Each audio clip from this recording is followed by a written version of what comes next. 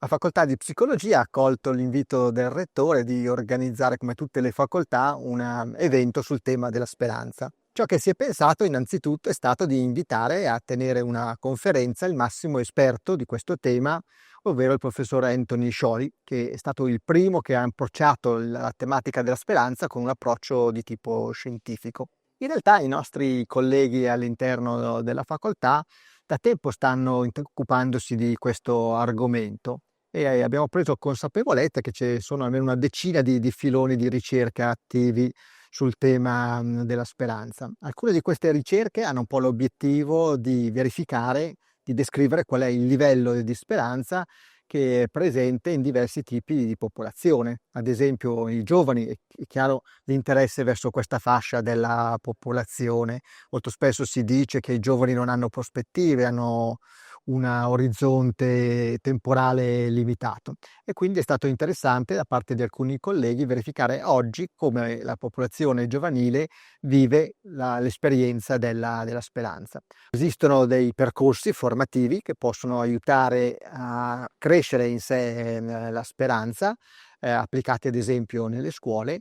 Penso che questo evento sia una buona occasione di interazione tra un ricercatore ampiamente affermato in questo settore e una ricerca locale che comunque si presenta anche a livello internazionale, con la speranza, appunto, attraverso questo evento, di dare un contributo alla riflessione generale dell'Ateneo su questo tema che l'anno giubilare ha posto all'attenzione. Hope is very complicated, but if you look across fields, across different disciplines, what you find is that four themes come up again and again and again across philosophy, psychology, medicine, and I call it the critical mass for mastery, attachment, survival, and spirituality. So mastery is basically control, a sense of purpose, a sense of autonomy. Attachment is trust and openness. And then we have survival or coping, a sense of liberty, a sense of having options, the ability to think and imagine your way out of a difficult situation, to have people you can rely on for help. And then, of course, there is spirituality. And from a psychological perspective, I believe spirituality has really evolved to help us fill in the shortages in our ability to have enough mastery, attachment, and survival. Because if you look at how people use their spirituality, it's to get a sense of presence, which is attachment. It's to be empowered, which is mastery. And it's for a sense of security or salvation, which is survival. So that's how I think of hope. I think one of the real problems is that human beings live primarily in the future.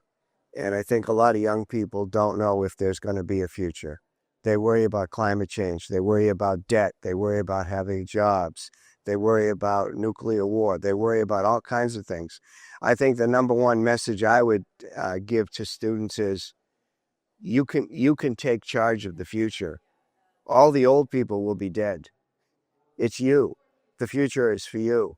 So you have to take control of that future and shape it the way you want it to be. You need to really start a grassroots movement. And I think it should be based on hope. I think you should have, again, solidarity. Now with social media, you have an advantage because the older people don't have that kind of ability and that kind of facility with technology. You do. So there's been a lot of great movements around the world started by young people. And I think that's what has to happen. You need to start green is the color of hope. And we use green revolutions all the time to talk about the climate, which is very important. But I think young people should start a new green revolution around hope.